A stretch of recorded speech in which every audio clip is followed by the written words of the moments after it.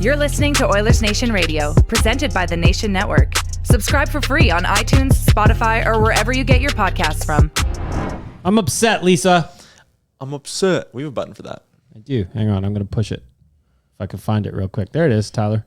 There it is. I'm upset. Oilersnation Radio.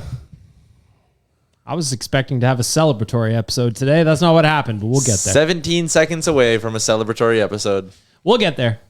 I'm going to start off by saying a shout out to Oodle Noodle. Of course, you can get a free Oilers Nation sticker at any of the Edmonton locations. If you're down in Calgary, make a friend up here. That's all I can say. Tyler? Yes. Dan, Liam, Bag Milk here. No Rick because there was a crisis, and only he can deal with it. He's like a superhero of sorts. Mm-hmm. Yep. He is Iron Man. He could be Iron Man. He's got very fancy shoes. That's true. He got his new shoes in yesterday, and he was proud of it. He had a nice little setup with the chain from the last playoff run, too. There was like a reveal on his Instagram of the shoes. An unboxing. Yet, last night it was pouring rain, so I did wonder if he wore those beautiful white shoes to No the way. hockey game. No, I didn't wear my nice shoes. No way. Tyler, delicious debate. Did you wear your nice shoes? No, I wore these ones. These are my backup shoes. I didn't wear shoes. Like that guy on Fremont.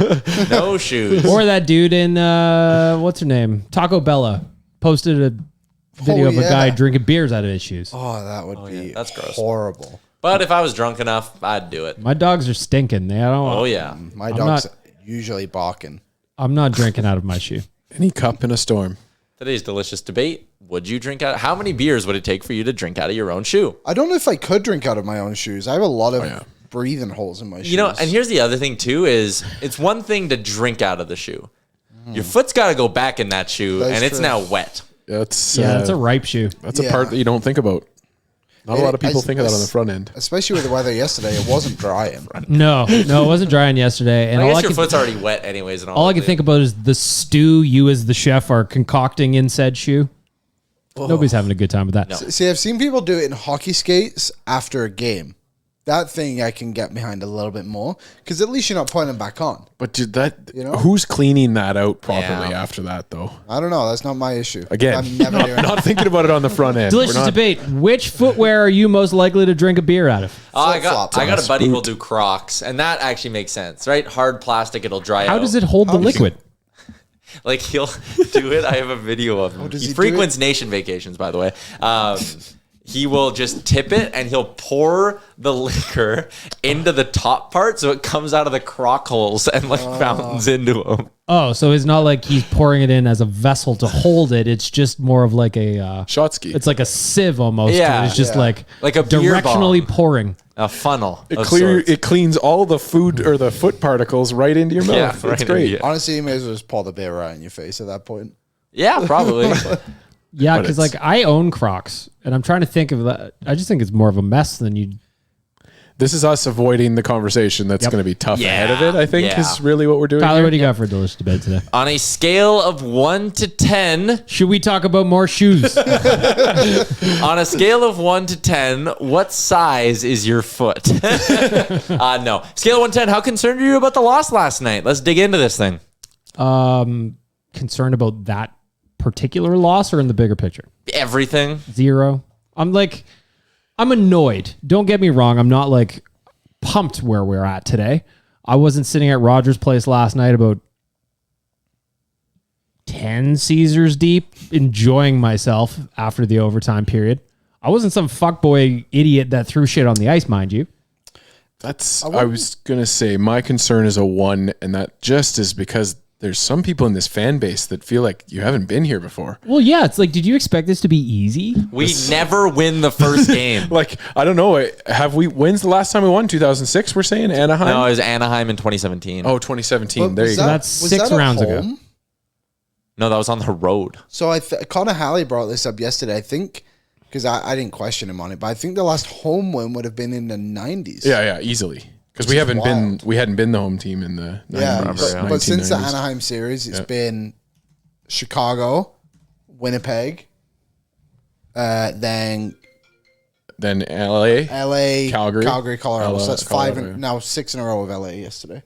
Kind of wild. It's just It is wild. It's I mean, I guess it's like concerning because I would love for them to buck the trend. It felt like for 2 periods that we had I thought they were doing bucking of the trend. Yeah. But yeah, no, not concerned overall. This is a long playoff run. This is a marathon, not a sprint. Yeah, so I'll bump my number up from 0 to 1. Yep, that's fair. I'm not concerned. I think that if the Oilers play the way they did for 40 minutes, gonna be fine. Actually, our boy Bruce Kurlock wrote a fucking in-depth piece. I guess last night, actually, he wrote it after the game, going into some tactical decisions both teams made today. I'm not really too worried about it. So my number is a 1. Liam?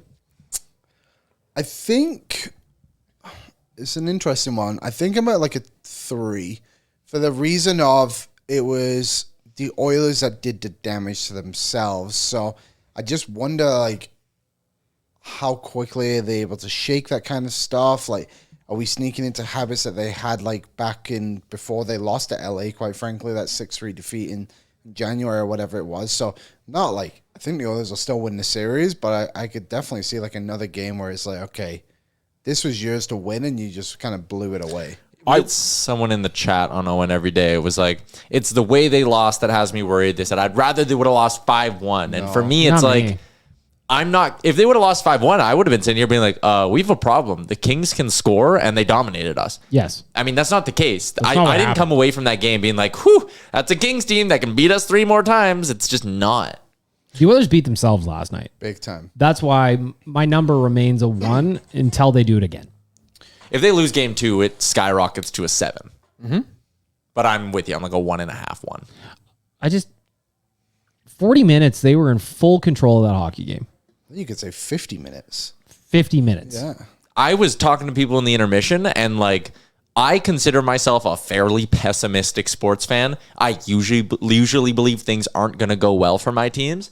I was walking around after 40 minutes. The thought of a collapse was not even in my head. I was like, they look so good. They did. They looked great. They were out shooting them like 20-something to 13, 16 at some point. Like, very few 5-on-5 chances were getting through for LA. I think if you're going to lose a game like that and you're going to get beat by yourself, do it early. Do it against a team like LA where you can win 4 games straight against them. And so, yeah, I mean, this is a team that won 13 in a row before we came into the playoffs.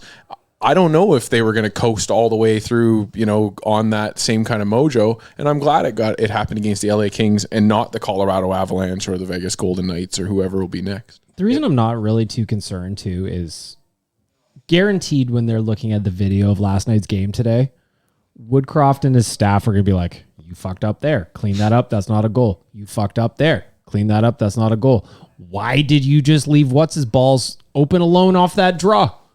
Clean that up. That's not a goal.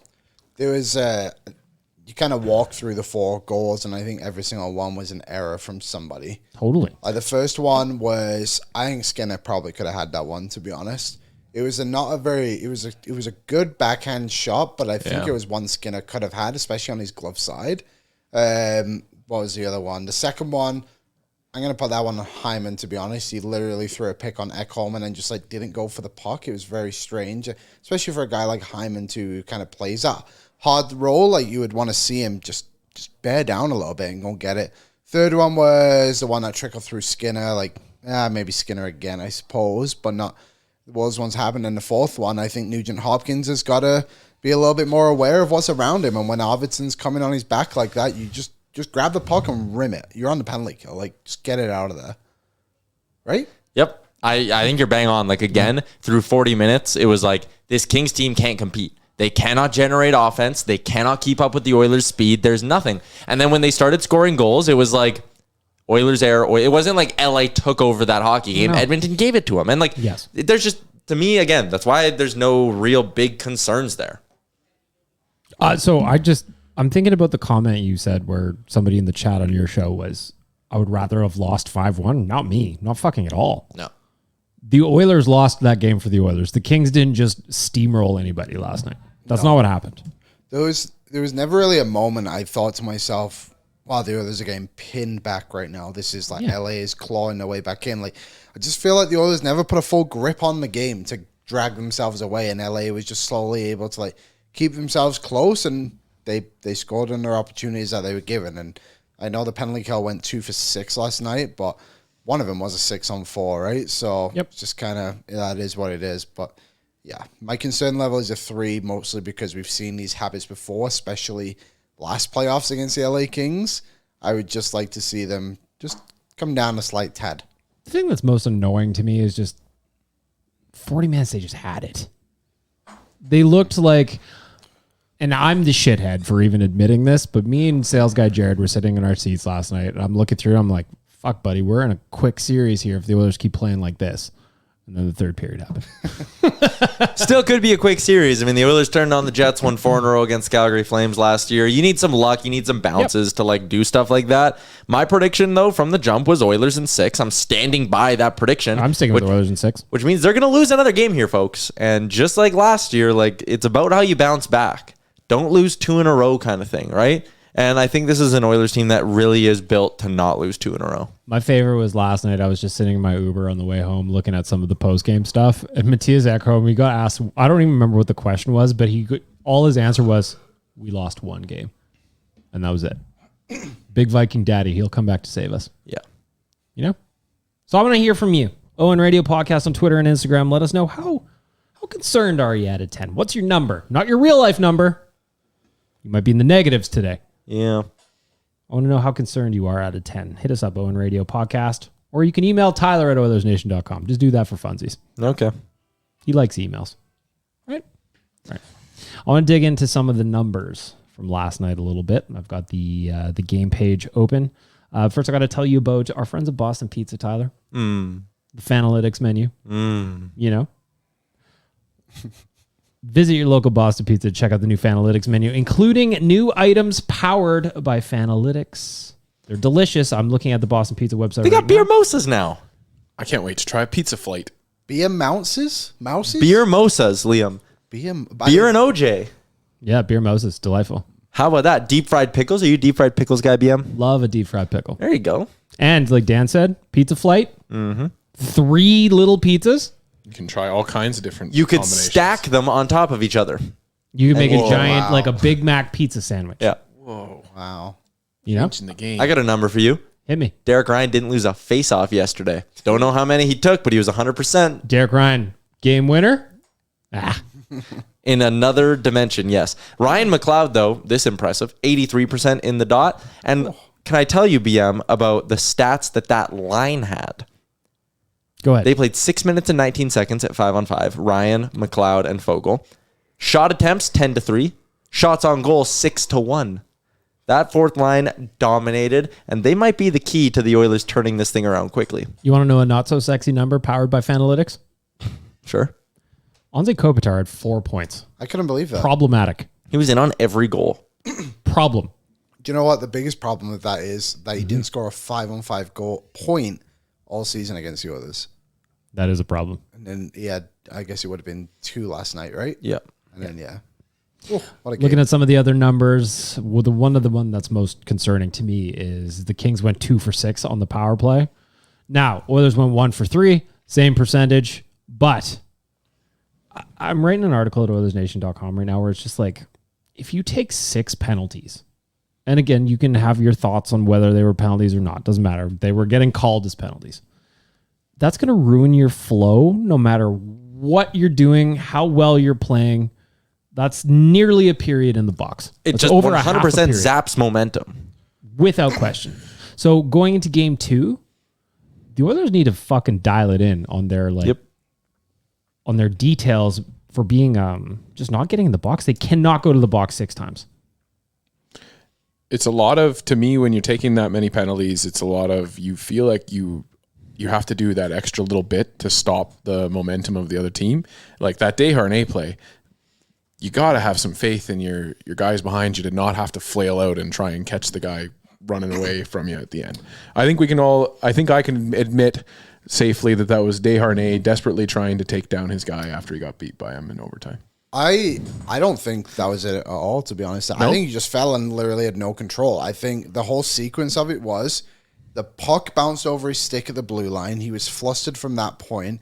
which then led to him trying to get on the back of Lazat. Yep. People were saying that was interference. I think Dejanay ran into the back of him. Yep. And then Dejanay falls down, and he's just a massive human being, and his body is just everywhere. And I think the question mark on that one is, was it his stick that disrupted the rhythm? Was it the broken one? I don't think it was a broken stick. I actually think that was the right call on the play, unfortunately, for Oilers fans. But here we are. I think so too. I kind of see Dan's point though. Like, even if it was somewhere in the middle of that, where like he might not have been like, oh, I'm going to swing my stick at him. You can't do that. You need to be in control of what you're doing, right? Yeah. Just let your defensive partner or your forwards, because like you said, Liam, too, and if you have that little bit of interference on Lazat, whether it gets called or not, you've held him up. You've done your job. Mm-hmm. Get out of there now and stop swinging. And it's just those little things, and it goes back to Bag Milk's point too. When you're taking those penalties, you're just shooting yourself in the foot, and you continue to keep asking them to get that little bit of momentum back into the game, and then boom, there they are. It's just I can't not think about penalties when I look at this game sheet from the box scores from last night. It's just when you're in the penalty box over half a period, you're not doing yourself any favors. That Bouchard high stick. I mean, again, I'm all for physical play, but this is your second playoff run if you're Evan Bouchard. Yep. You got to know where that line is. Keep your hands down. Yes. Hit the guy. If you hit the guy normally, the Oilers win that hockey game. They go score the empty netter. It's done. 2-goal win. Puck line covered. Let's go. And keep the scoreboard in mind. Yeah. That just kills me. Like, of course the LA Kings are going to take those liberties on you when they're down. You save that for later in the series when you're down. It just drives me wild when you're up in the scoreboard. Yeah, the Oilers, to Dan's point, had a hard time handling the Kings' desperation in the third period. Yeah. And I like that you brought up knowing to play with the scoreboard in mind, Dan. I'll give you another not great stat from last night. 0-0-2. It's Connor McDavid in that hockey game. And I think the biggest thing, he was buzzing in the first. He didn't get a point, but he drew those 2 penalties and they scored on the power play. He gets a lot of credit for that. And don't take this as me ragging on Connor McDavid. I'm not that stupid. Tyler's ragging on Connor McDavid. But there was a 2-on-1, him and Evander Kane, in the third period when the game was 3-1, and he didn't shoot. He had a clear lane. The play was shot all day, every day. And he tried to force a delicate pass over to Evander Kane. Boom! Back the other way, pucks in your net within 15, 10 seconds, whatever it was. That was very frustrating to watch. Yeah. Connor shoots that puck, it doesn't end up in the back of your net. And again, 3-1. Don't make a pass that could be picked off and turn by. Put it on net. And bro, you're a 60-goal scorer. Score. Bury that thing. Yeah. And I made this joke with Sean Bell on Owen every day, but I said, listen, if me and Bag Milk, I guess as well, the guys who had a collection of beers notice that play and its outcome and are pissed about it, you know who's probably pissed about it? Connor McDavid himself. And a pissed off Connor McDavid can be a good thing. Well, for our friends at Betway, I think I'm going to be bullish on Connor points tomorrow night. Connor goal for sure, I think. Because, I'm going to go Connor over 1.5 points, I think. And I'm going to do a Connor shot prop because I think he's going to be really upset with himself after last night. Yeah. That's just how he is. Mm-hmm. You don't get to be as good as you are without being self-critical when you don't have your best game. Yep. I think to just go on top of that too, I think McDavid's line mates have got to be better for him.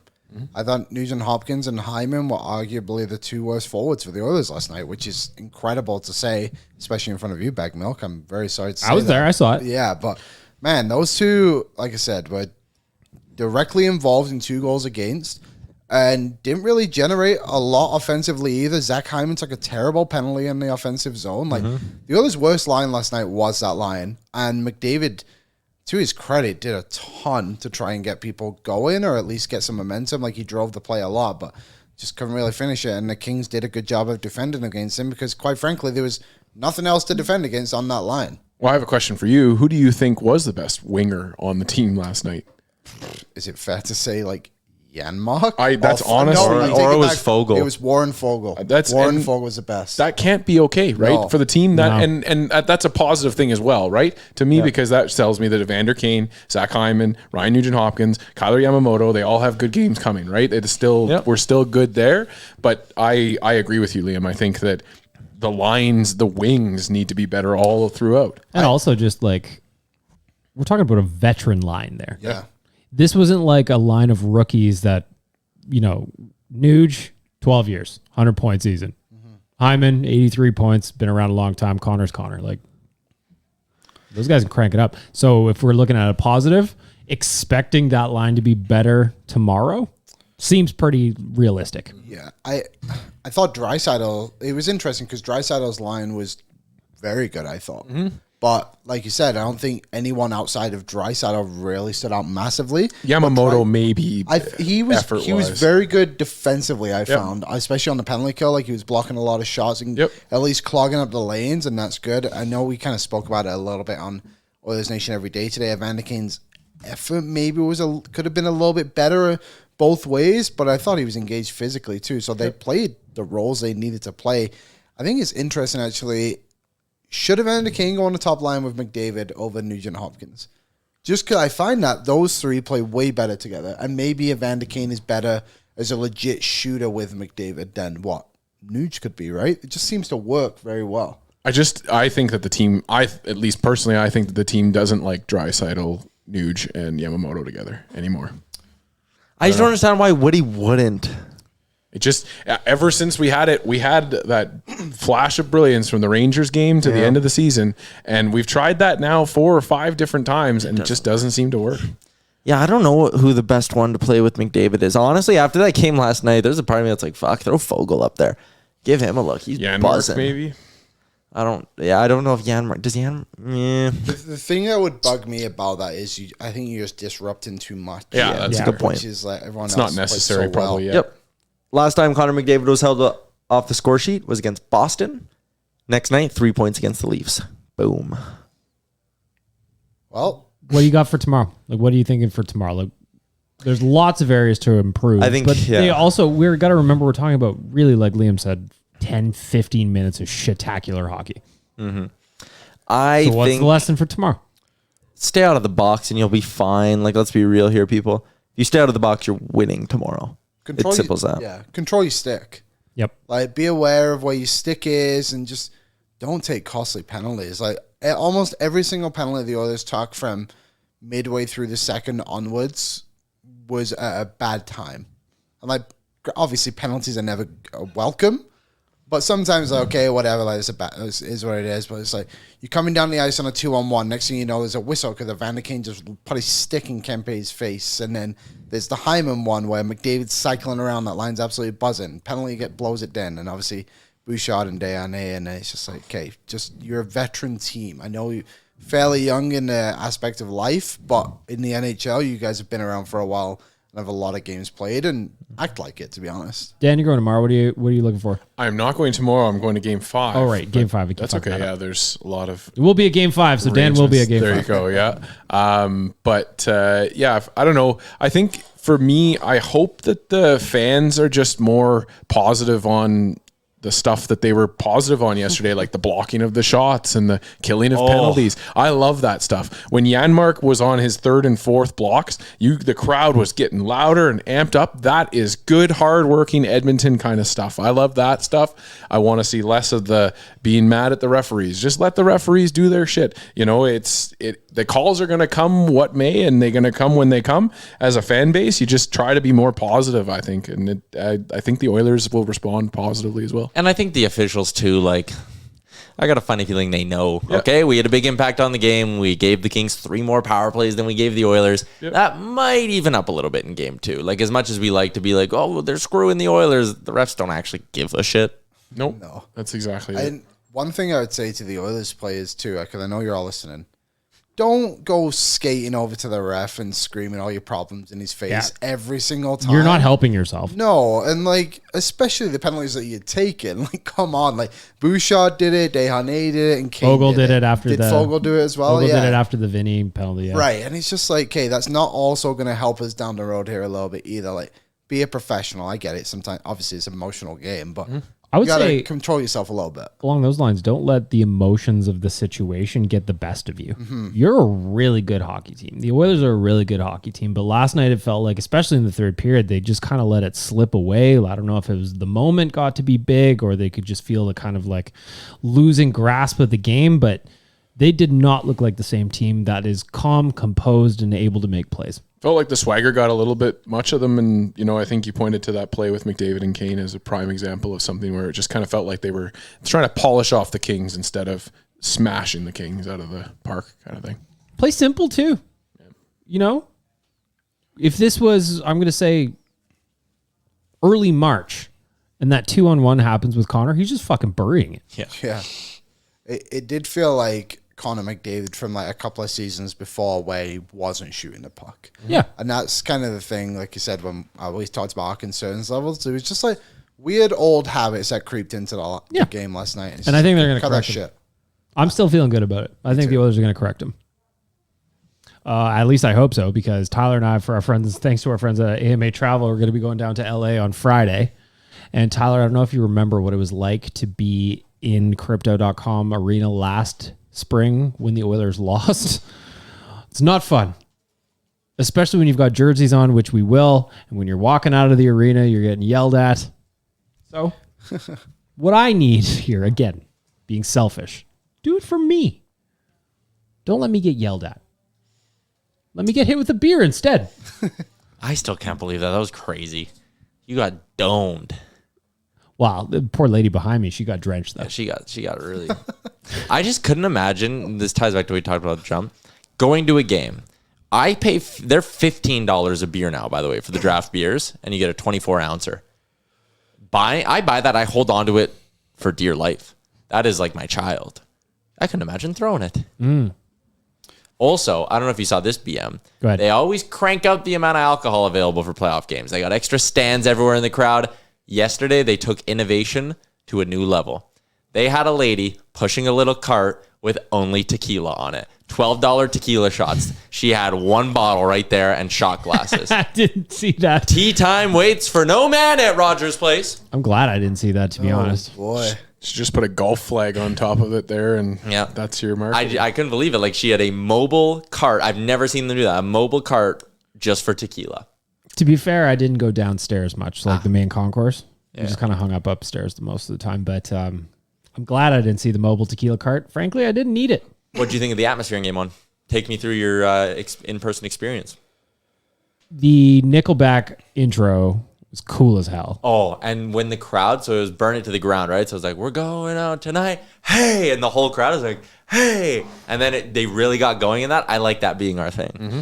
The only thing that sucked about the atmosphere last night at Rogers Place was the weather. Like, Yeah, I went to the Moss Pit, and there was people there, but it wasn't packed like it would have been if it was, say, today's weather. I also went to the other one, which I'm dubbing Stelter Square. Mm-hmm. I love that name. It was empty. First of all, I don't know how many people know that that's there. I think it's going to take some time. Yeah. Was it not as full? Yeah. It was I think empty. it's going to take probably... When I say empty, it was empty. We walked in and we were like, is this open? And the guy's like, yeah, it's open. I'm like, oh. probably Again, gonna take- weather was a big part of it for sure because it was cold in there. It was like, you're right on that corner and the wind was kind of going, but...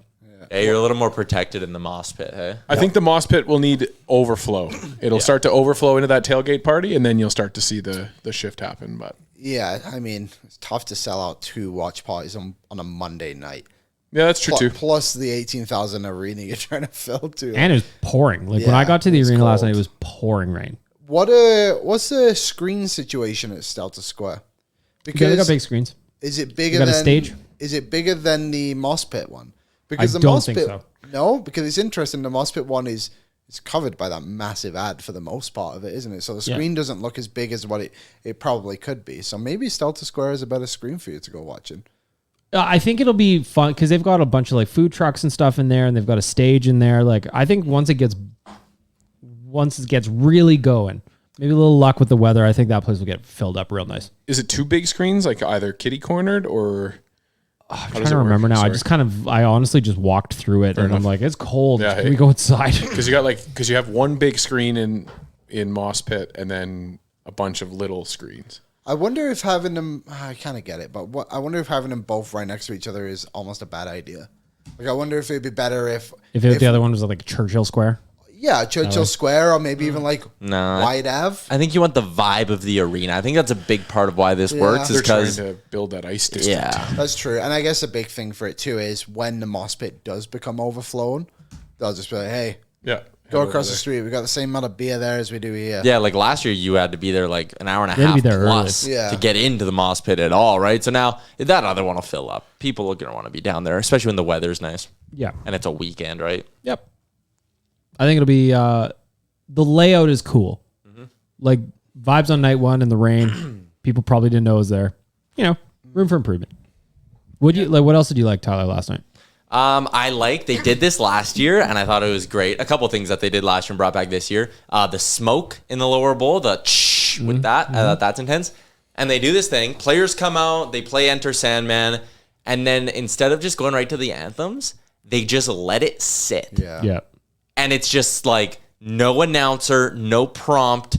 It's just letting the crowd bask in itself while the players awkwardly stand on the blue lines, but the crowd responds. It goes nuts. It's like 10 seconds of a little lull, then everyone realizes like, oh, there's nothing happening. Like, and they go crazy, man. I think the organization they need some love for how well they kind of do all this. I think the moss pit being what it is and all that, like they do, like we rip on them for a lot of things. They do a good job of cranking up the atmosphere for playoff time. Little does Tyler know, it was actually them scrambling for paperwork. There was actually a panic Who's singing moment. the anthem? The Enter Sandman song in Game 7 was nuts. Because the way they just like put the guys on walking out and then they have that song and then everyone just goes absolutely nuts and like the beat hits perfectly. It's honestly the craziest atmosphere ever. And it's crazy. I was sat in my chair literally on my own in the basement yesterday, and I was fucking fired up to get things going. And I just love everyone is there in their seats. Like there are not a lot of stragglers, and they do that 0 stragglers. That 30-second countdown again, where like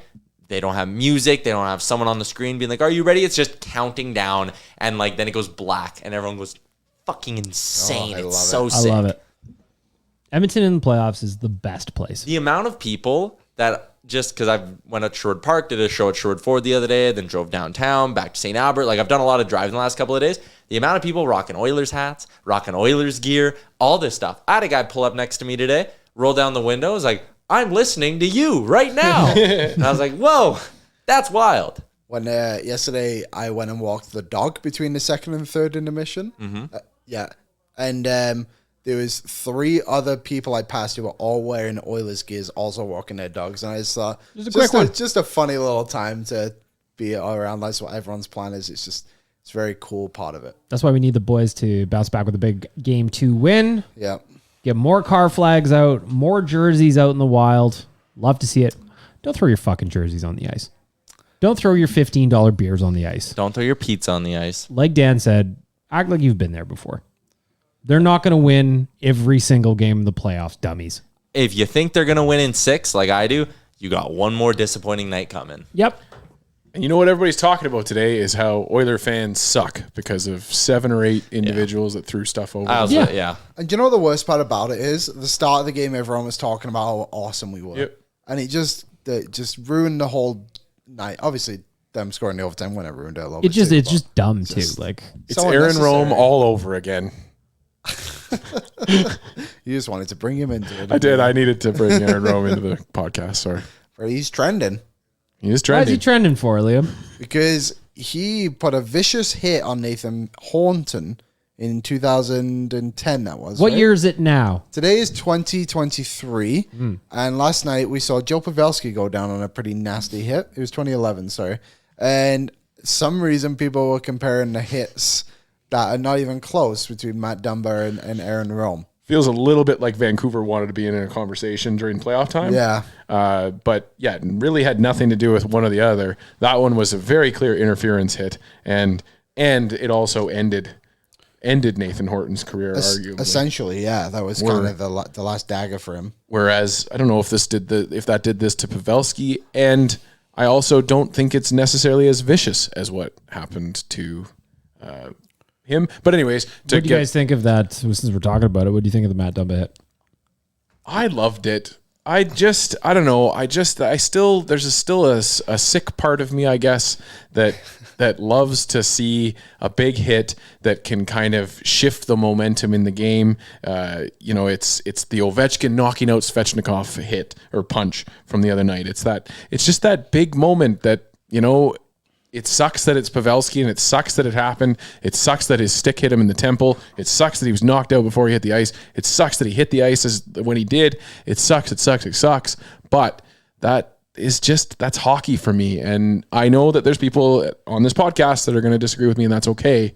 But I just love it. Yeah, I thought it was just a grease ball play from Matt Dumba. You have a guy in a defenseless spot who didn't even put himself in that spot. He's being guided that way by the opposition, right? I think it was Hartman who was kind of like angling him off, and Dumba wanted to hurt him, and he did. I don't know. The puck was gone. There was no hockey play there. Like, I like a big hit if it's related to making a hockey play, but just to me, it was taking a run at a guy for the sake of taking a run at a guy, and he hurt him. And he didn't break any rules when you look at how the NHL has things written, but I'd like to see the NHL have something in there for a defenseless player, because if that was Connor McDavid or Leon Draisaitl, we would be pissed. Big mad. Mm-hmm. What do you think? Yeah, I mean, I think the hit itself was, by the rule book, legal. There was nothing Matt Dumba did wrong in the hit, but I kind of agree. The more I've heard comments about it, like maybe Dumba could have done something differently in this situation, but also, quite frankly, why should he? You know, like, there's nothing to say he can't go and make that hit, and it's unfortunate the outcome for Joe Pavelski is going to have a massive impact now on the Dallas Stars' playoff hopes. I think, like, they rely on him heavily. So that top line is like their whole offense, the heartbeat of it all. Yes, but you know, they still lost in overtime yesterday against the Minnesota Wild, so we'll see how it kind of breaks down for them. But I don't know. I'm glad the NHL didn't address it, I guess is a good way to say it too. Just maybe call him and say, hey, Matt, look out next time. I hadn't seen this hit until before we started recording when you guys were talking about it. To me, the unfortunate part is that Pavelski got hurt. Yeah. Because the way I see it, like, if Pavelski just got hit like that, which a lot of guys do, and popped back up, I don't think we'd be having a discussion today. But because he got hurt, it's really unfortunate. And obviously it sucks for the Stars and their fans that one of their best players is out. But, like, Matt Dumba's going to hit you like that every single time. Mm-hmm. He's done it for years. Well, and what's interesting for me too, and again, you know, they talked about it in the broadcast a little bit last night, is just that is that Pavelski rule from 2019 where he got hit and then got the 5-minute major, which resulted in the Sharks scoring 4 goals in a row. And so they did give Dumba a 5-minute major on this one. Initially it looked and then like they revoked it. And because Domi came in and roughed Dumba, they both ended up getting roughing penalties. So no, Minnesota wasn't down because of it either. So it's a little bit of, you know, the way it's working, the way it's intended to work. But I understand what Tyler's saying, that it's, you know, you'd like to see them work to defend the players more. Yeah. But in the game as it is right now, and like Liam said, what's Dumba's incentive other than to blow up Pavelski there and, you know, shift the momentum kind of thing? I think it's funny. A lot of people were like, clean hit, not even close. It was not a penalty, but it was not a clean hit. Yeah, I think that's an important. That's kind of what I want to say. the best way to put it. Is not a penalty, but not a clean hit. Yeah. No. One thing we didn't mention it, so I got to go back to last night, because the ovation for Ales Hemsky was cool. The place went bananas. I was walking to go get a beer in Ford Hall before the game, and I just randomly almost walked into the line of people. I'm like, what's everybody in the line for? Why are we in the way? And then I was, oh, Hemsky's there. He's just as handsome as I remembered. And then when they showed him up on the big screen, second period or whatever. With the montage of him scoring big goals in 06. Oh, they did that? Yeah. The place went bananas. Cool. And his little man loved it too. Yeah, his kid was there. It's so interesting because for such a long time after he left the league, he was gone. Like, he just disappeared. And then he showed up in Lloydminster this past summer. Right. And then ever since then, he's just been kind of showing up here and there. And Oiler fans love that lore. I love to see him. Shemsky lore. I love to see him. For a long time, he was the only reason to watch Oilers games. Yep. And I was happy to see him at the game last night. Yeah, when I went to Game 7 last year. Actually, did we all go to Game 7? Mm-hmm. Do you hear that, Dan? No. Do you remember Jason Smith was the guy they had, and he got a massive ovation too. So it's good. I just love it when you see those guys on the Jumbotron. Like, I never saw Jason Smith play for the Oilers, but it was just cool to see the reception they get. And Oilers fans don't forget. Like the Yakupov jersey you saw last night. Yeah, unicorn. I actually saw 2 of them. Wow. 2 Yak Special. 64s last night. Respect. What was his first number? 10. That's right. He was number 10. Then he changed it to 64. That's right. No, the reverse. Or reverse, sorry. Oh, he was 64. 64, then went to 10. 64 was his After Horkov left. Skorkov, that's right. I wonder if... Oh, no, he's with Detroit still, isn't he? Yeah. Probably won't be seeing him in the suite anytime soon. No, probably not. Probably not. No. Man, I'd love to see him, though. Yeah. I'd love to see him. Before we keep going, we should pause for an ad. I had one more comment on that last section, if you don't mind me jumping in. Okay, sure.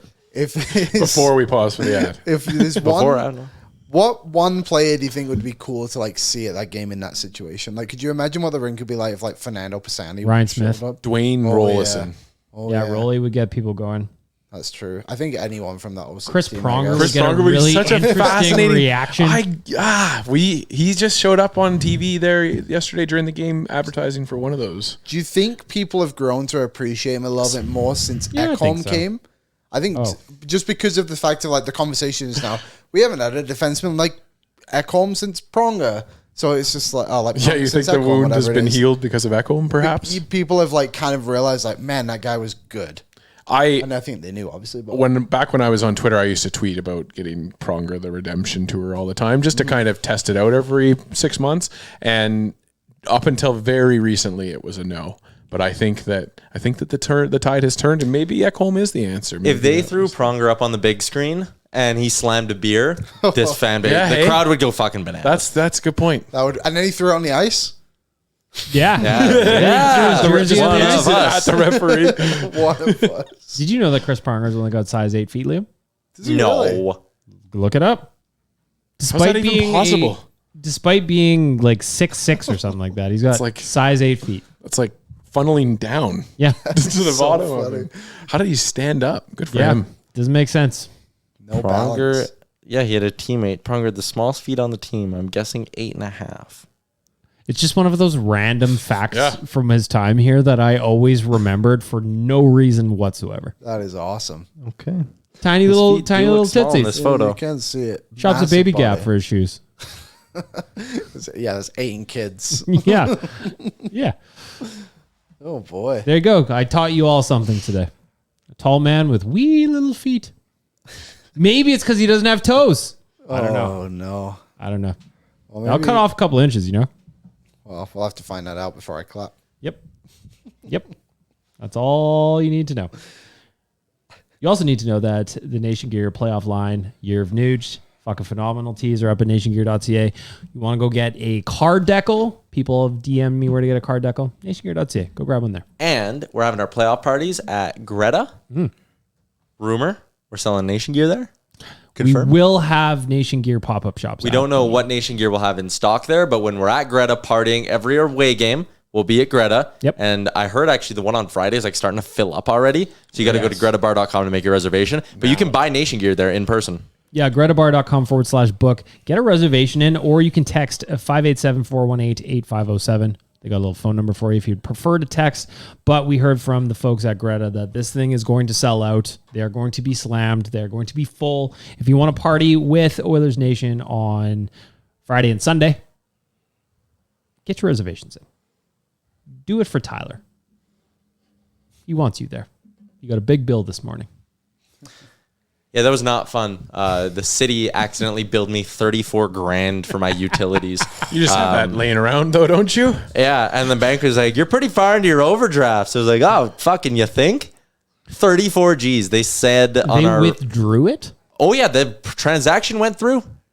Credit to your bank for being like, yeah, we got you, Tyler. We'll back you up until... I'll show you the screenshot after. I had quite the negative in my balance because I bet again, you did. hockey podcasting doesn't pay that well. I don't exactly just consistently have 34 G's hanging around. Just loosen the old checking account, you know? Yeah. The city of St. Albert said we used 8,400 cubic meters of water. Do we have an idea how much water that is? Is that like, are we talking Olympic swimming pool kind of thing? Like, Water in Olympic pool. Yeah. That's a good question. In cubic. or maybe like you personally filled up the wave pool at West End. So an Olympic swimming pool is 2,500 cubic meters. So they claimed we filled more than 3 of them in my little bungalow. Question: did you? I mean, listen, I'm not saying I'm trying to pull off the great water heist of 2013, but like, it's ridiculous. The statement is like hilarious to look at. And since we're ranting about this now, I don't understand how there's not a check and balance in place of like, hey, we're about to take 34 grand out of this poor dude's account. Maybe we should like double check the bill. But then what do they run their office pools on there, Tyler? If not your bill, and see how high it ends up at the end of the month. I just want to know like how it got there. Like, I want to know how the system fucked up so bad that you filled 3. Someone ran a really long hose from his house to the pool in St. Albert and filled up that one. If you would like Tyler to fill up your pool, just bring a big water tank over to his house. He'll fill that baby up for you. Water, yeah, like the two things. It said $15,799 on water consumption, and then $17,968 on wastewater treatment. So they think I just flushed my toilet a ton. You're just like, It's amazing. now I'm picturing you in your kitchen, like you've got the tap running, and you're like lapping it up like a dog. You're like, nom, nom, nom, nom. But And then like, when you get it in your mouth, you just spit it right back in the drain. I took $18,000 worth of shits this month. Because the city didn't counter you on this, right? They were immediately just like, all They're like, "Ah, that doesn't look right." Is that we fucked up somewhere. Whoopsie doo. Yeah, it's just The amazing. 100th customer today. Congratulations. Ah, you got the whole street and more. That is like, again, the lady on the phone said it. She was like, that is a lifetime's worth of utilities. It's like, yep. And I would like to not prepay. So money back. When you get that money back.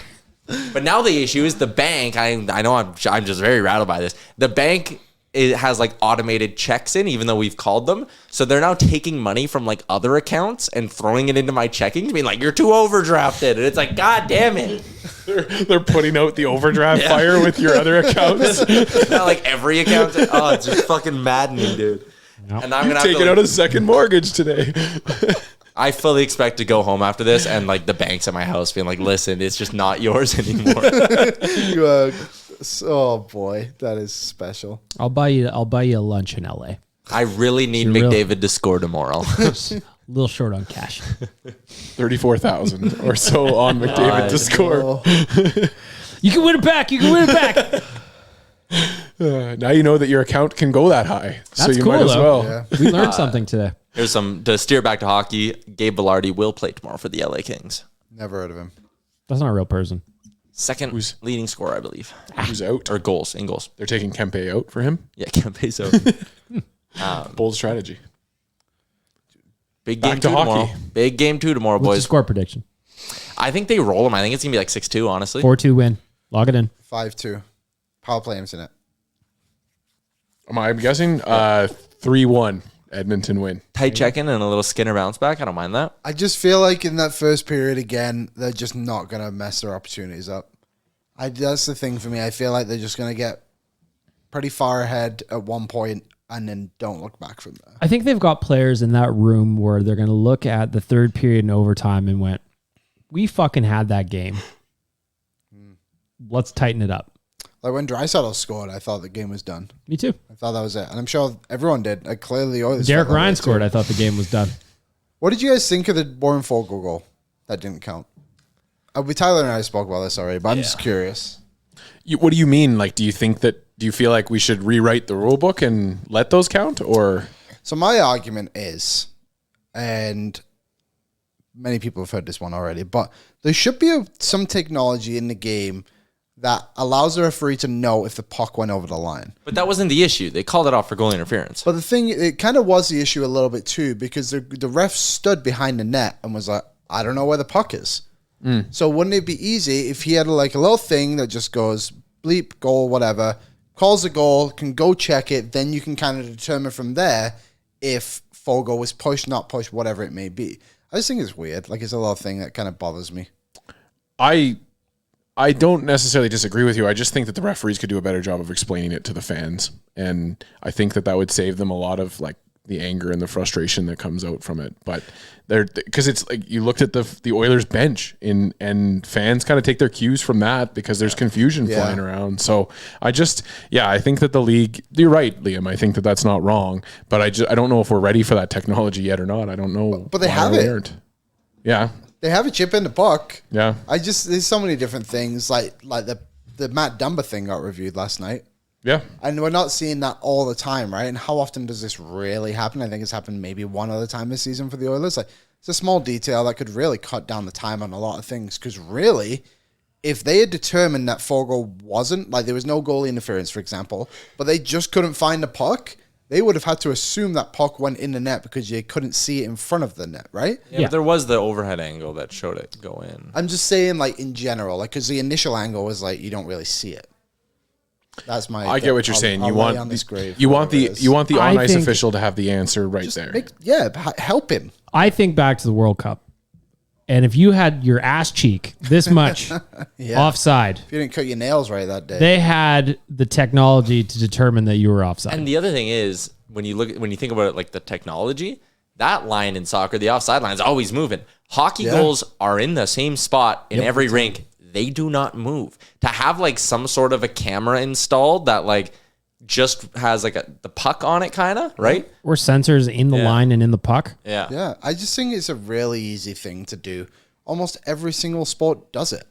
But somehow the NHL, which is no surprise, the game started at 8 yesterday, which means it started at 8:20, just can't nail down this small little detail in it like they do for a variety of other things. I You solved watch it. tennis.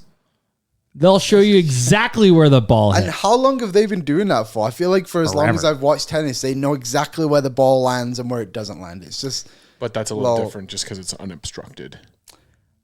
a little bit, but there's still the Yep. the same design of it, right? It's just a small thing. It's just, what if, and this is a what if that puck was a goal and they didn't count it? What if that puck went in and they just didn't count it? I still maintain that it was a goal. I think it was a goal too. Well, I mean, like your what if is exactly what will happen that will cause the NHL to then react. That's how the league has always been, is a reactionary league that waits for the way offside call before they do offside reviews, or waits for the Cam Talbot pad being held before they can review, whatever. Just that's the league has always been a reactionary league. It's always been that way. Yeah, but that'll be the last time I bring it up because now it's 3 straight podcasts. You want one more? On this podcast? On Owen No, R's? I did it on After Dark. I did it on every day. and now I Well, just did it on tune this in one. to After Dark and every day to see if Liam is consistent in his takes. You got my direct response on After Dark right after the game. When's the next time you're on After Dark? I want to see if you're going to say it again. I think I'll be on probably next week. I don't know yet. Hopefully not next week. Hopefully the series is just done in 5. That'd be nice. Yeah, it'd be Real nice. pleasant. Should we do word association? I've been waiting. Yes. I'm ready. I've been waiting. I'd take the Dumba question I'm out. sorry I ruined that for you. Hang on. I had to get my own reference. Well, the word association. We have 4.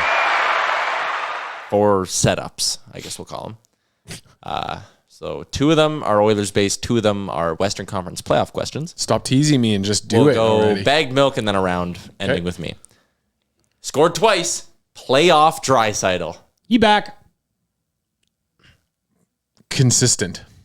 Dominant. Driver. Drive. I wanted driver. I like that. The Wave. Not an OT. Love it. Band. Time and a place. Sure. There's Yeah. absolutely time and a place. I'm a wave guy. But when I saw people trying to kick that off in OT, I was going to throw Jared's shoe, not my shoe. I was upset. They also tried to do it. It was just a small group right in front of the camera when it was 2-1 going in the third period. Nope. The Kraken's chances against the Avs. Womp womp. Sweep. Little. Slim. Mark Stone's remarkable comeback for Vegas. Adamantium. Tampa Bay Lightning. A miracle. Yeah, medicinal miracle was mine too. There Why'd you you go. look at me funny when I said adamantium? I don't know what it means. Wolverine. It's Wolverine. It's a comic book reference. cool. Yeah. Yeah, that one we were on this podcast last week, and we all kind of were like, "Oh, we feel bad because he actually looks that hobbled and shit." I didn't feel bad. Fuck him. don't Oh, care I about was. him all. Maybe it was just Rick and I. Maybe it was just this couch over here. But here he is, ready for game 1. I don't know. It's just crazy that the NHL, again, just continuously allows this shit to go down. But again, who's breaking rules, really? There's Nobody's breaking rule rules. yeah. Well, and who's talking about it other than us just being like, "Oh, it's annoying that this keeps happening." There's no national GMs, media. talking about it. Oh yeah, maybe. For sure. But But there's nothing big. Yeah. It's not I coming up in the agree. Board of Governors meeting yet. You know, I wonder how they're going to handle that. Because eventually, Probably just leave it be. probably. The markets they want to win are using this loophole it's successfully. one team a year, so you know. The cap is just very in an interesting place right now in the sense of like Arizona just didn't use it this year on players who they actually wanted to use. And then other teams just put guys on the, like, didn't Kaprizov come back last night too? Yeah, but they had a I lot know of that was consideration, kind of planned and everything, but it's like quite convenient. He came back towards the end of the regular season. Did he? Okay, that was a bad example then. Yep. But either way, Why couldn't they just have like some kind of luxury tax like Major League Baseball? Just go over the cap. That would just be, no. Hey, we cheer for a cap. team with a rich owner. Go over the cap. yeah. Yeah, no, that's a good point. It would be nice for the Oilers to be halves for once and not have Yeah. Yeah. Come on. Oh, well. It's very convenient of us to be when Yeah. we're right at this moment being like, Yeah. Like if you had asked me in the 90s, I would have said no. we were begging for a salary cap to stop Doug Weight from getting traded away. Yep. Cujo could have still been here, but whatever. Whatever. So that's where we'll wrap it up. Deflated. Big game tomorrow. Big game. I'm not deflated at all. I will be if they lose game 2, but I'm optimistic. Listen, I'm not after one, but if there's 2 losses, we're fucked. and we're Are you going to be going to our friends at Betway and putting a wager on the Oilers to win tomorrow night? yes. Yes. I may even do a puck line bet tomorrow. I did one yesterday. I am eyeing up -2.5. You sicko. Tyler Yeah. getting greedy. I'm real fucked up in that kind of way. Well, Not that's- afraid to go -2.5 in a playoff game. Well, you He do- just dropped 34 large on gonna some say- utilities today. Yeah. Just the puck line will not help me pay for this utility bill. The Oilers are -145 on Betway to win the series. That line has shifted hard. They were like -220 or 50. Yeah. Wow. Yeah. Still not that. No, I was hoping it was plus, and I Me was gonna too. I throw was gonna some bet down it. on it. Well, way she goes. Way she goes. Again, if you're looking to come to the Nation viewing party on Friday or Sunday, go to gretabar.com/book. Get in there fast. They are going to be all booked up. They are. If you're looking to get some fresh threads, we are going to have some pop-up shops at Greta when we are there. But if not, check out nationgear.ca. Get yourself styling. We're also running a promotion where if you find a bag of milk at the party, you can just go wrestle his Nation gear off of him and then you win it. Yep. Challenge accepted. Last night, that just reminds me now of, you know how when sometimes you see Waz, but like he's in his own world? Like in Vegas when I walked past him and said hello, and he didn't say hello back to me. Yeah, so exactly like that. So me and Jared, sales guy Jared, are standing in line for the bathroom last night, and he's coming out. So we're like, hey. He just ignored us. We just both started shaking him, and the look on his face was like, oh. It was very funny. That makes sense. That adds up. Yep. Yep. Know what else adds up, Tyler? Fanalytics playoff menu. See what I did there? Mm-hmm. Numbers. Fanalytics. Pizza flight. Mathematics. Beer mosa. So is that any beer? Just with Beer and orange juice. I wonder if it's But like, bottomless. are you like asking which beer you can choose from? It's just like a Yeah, mimosa. like, can I just pick a beer? I don't see why not. A mimosa doesn't have a set type of champagne that you have to have it with. Sparkling It's only a wine. mimosa if it's from the. I could Champagne go region for a of beer France. now. You know what I mean? Go to BP's. I will. Fanalytics menu. Tomorrow's Wing Wednesday. And Cheesecake Wednesday. Cheesecake Wednesday for all. And that's where we'll wrap up Oilers Nation Radio.